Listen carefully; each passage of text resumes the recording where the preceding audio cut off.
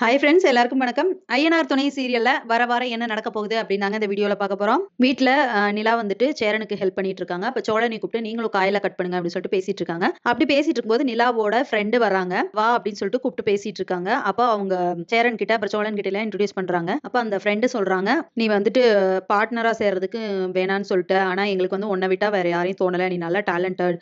அதனால பணம் எல்லாம் கொடுக்க வேண்டாம் அப்படின்னு சொல்றாங்க. இப்போதே குடுக்க வேணாம். உன்னால முடியறப்ப குடு. ஆனா நீயும் பார்ட்னர் தான் அப்படின்னு சொல்றாங்க. இத கேட்டு சோழன் வந்துட்டு கோவப்படுறாரு. நீ எப்போ அதெல்லாம் முடியாதுன்னு சொன்னீங்க?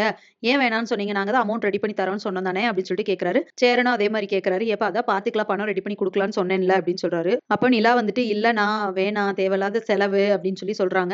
அப்ப அவங்க ஃப்ரெண்ட் வந்துட்டு இல்ல இல்ல இப்ப நம்ம 3 பேரோட பேர்லயும் சேர்ந்து தான் கம்பெனி ஸ்டார்ட் பண்ண போறோம். சோ நீ வந்து எப்ப பணம் குடுக்குறியோ அப்ப குடு. ஆனா நீயும் எங்களோட பார்ட்னர் தான் அப்படின்னு சொல்லிடுறாங்க. சரி ஓகே அப்படின்னு சொல்லிட்டு அவங்க கிளம்பிடுறாங்க. அதுக்கப்புறமா எல்லாத்துக்குமே சந்தோஷம்.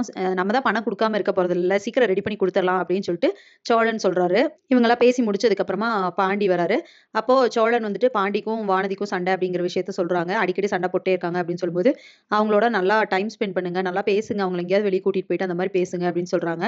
இப்ப பாண்டி வந்துட்டு கடையிலே தானே இருக்கா எப்ப பார்த்தாலும் அப்படின்னு சொல்லும்போது, கடையில இருந்தாலுமே நீங்க வேலை பார்த்துட்டு அவங்ககிட்ட ஃப்ரீயா பேச முடியாதுல்ல. நீங்க அவங்கள கூப்பிட்டுட்டு எங்கேயாவது வெளிய போய் கொஞ்சம் பேசுங்க அப்படின்னு சொல்றாங்க. ஓகே அப்படின்னு சொல்லிட்டு நெக்ஸ்ட் டே வந்து பாண்டி வந்து கடையில சொல்லிடுறாங்க.